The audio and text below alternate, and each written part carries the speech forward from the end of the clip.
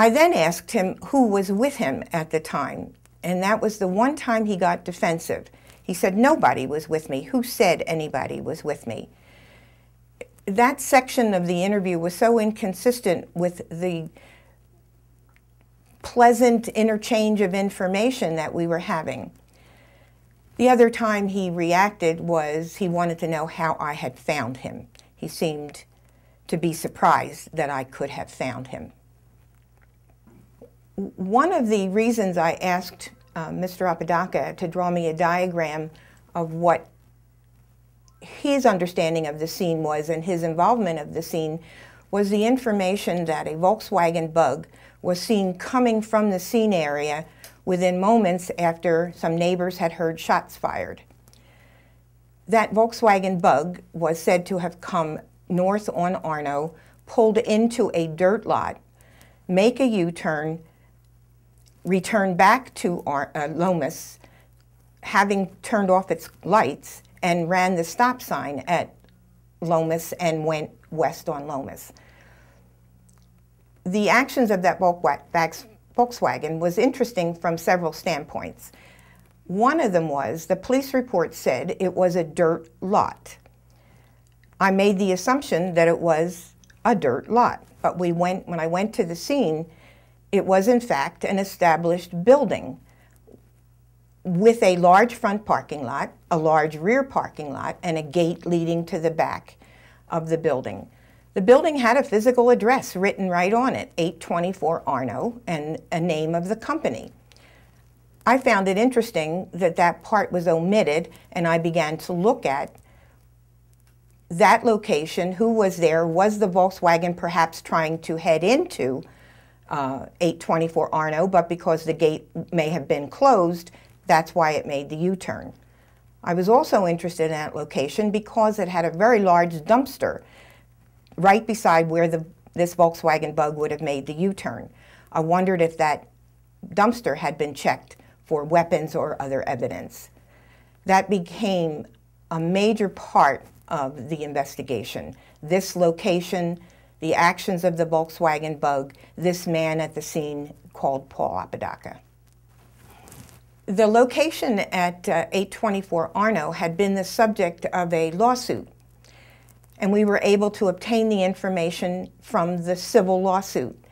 In that civil lawsuit, it referred to the fact that that location was a place where Albuquerque police officers hung out after hours, and it provided some names of some of those officers, and that began another set of connections to people connected to the Kaitlyn Arquette case.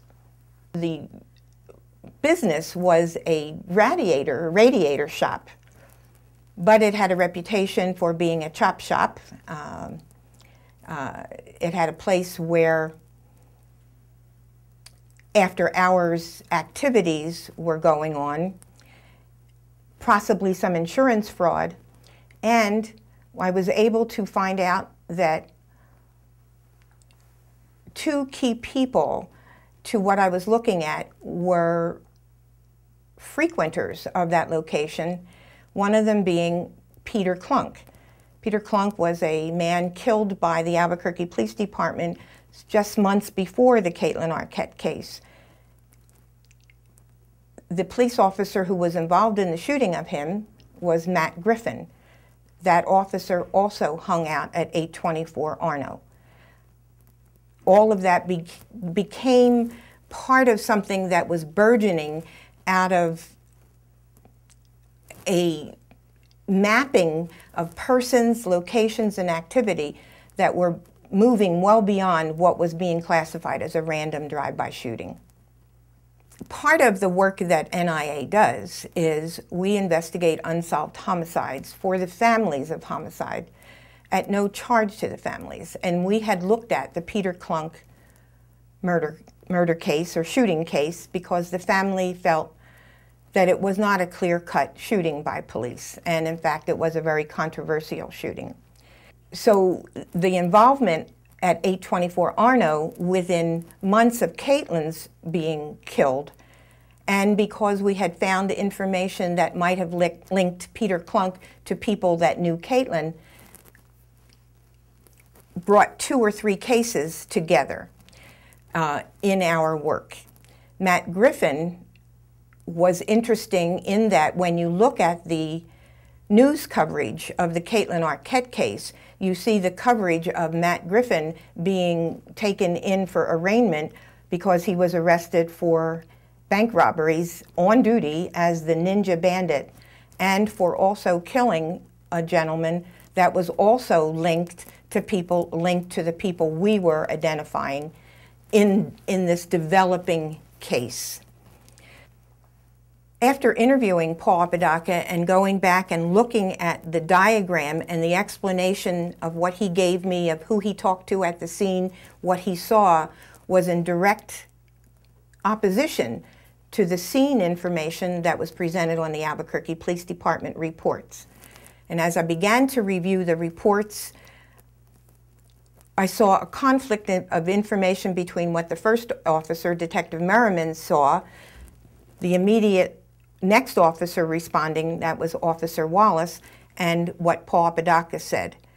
Officer Merriman came across the scene by accident on his way into headquarters. He said what he saw were cars and people, and noticed as he drove by, he noticed a red car was up against the pole. He asked radio if an accident had been reported, and the Albuquerque police radio said none had been reported. Officer Merriman made a U-turn and went back to the scene, and that's when he found the man standing next to this red car up against the pole. Albuquerque Police Department radio dispatched an officer to the scene of an accident without injuries. That officer, Officer Wallace, arrived on scene within 40 seconds of being dispatched. Later, she said that she had been in the area. Her account of what she saw at the scene varies from what Mr. Apodaca told me. Mr. Apodaca told me that he saw no uniformed patrol officer, no female officer. Officer Wallace was in fact a female officer. He only talked to the plainclothes officer. The conflicts in the story, the conflicts in the accounts of what happened at the scene that Detective Merriman gives, that Officer Wallace gives, and Mr. Apodaca gives, complements, in a way, the other confusing information that is in the police reports.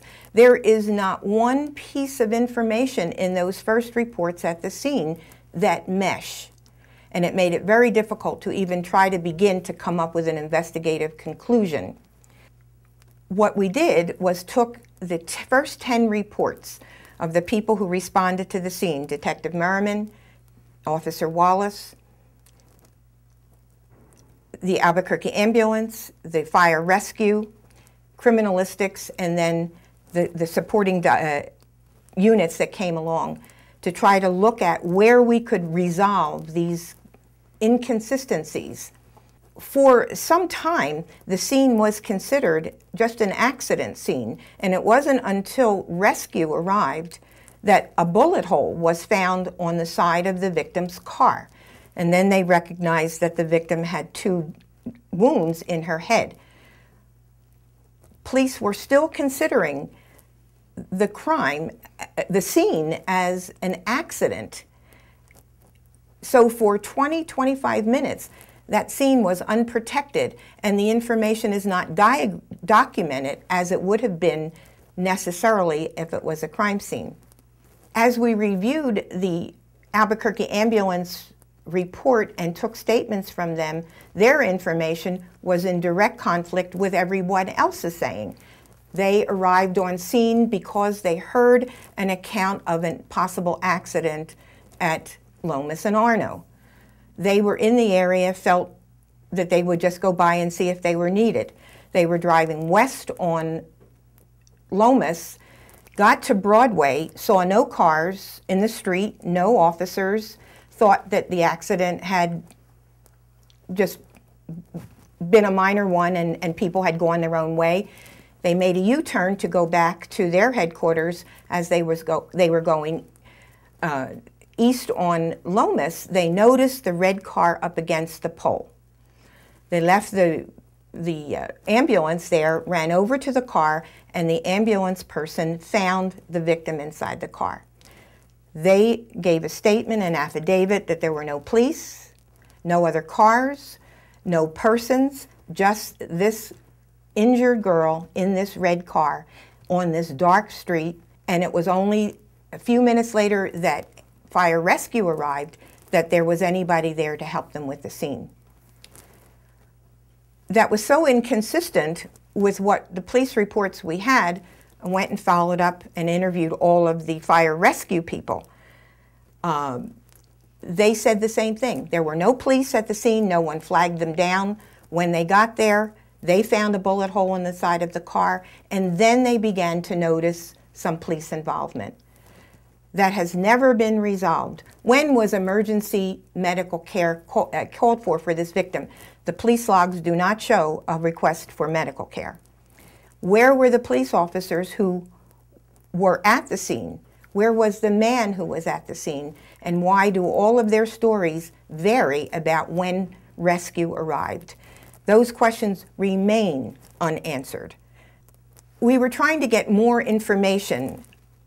Could never understand why they could not classify this obvious shooting as a shooting. We had asked for pictures from the police department, but they weren't provided. We didn't get copies of the police pictures until 2 or 3 years later. When I saw the picture of the car and the bullet hole in the side of the car and the way the glass was broken, it is inconceivable to me how no one recognized that as a shooting immediately. 2 trained Albuquerque Police Department officers approach this scene, this car, and classify it as an accident. Further pictures showed more inconsistencies. The criminalistics report adds more confusion. The car is processed, they say, for fingerprints, and it is negative.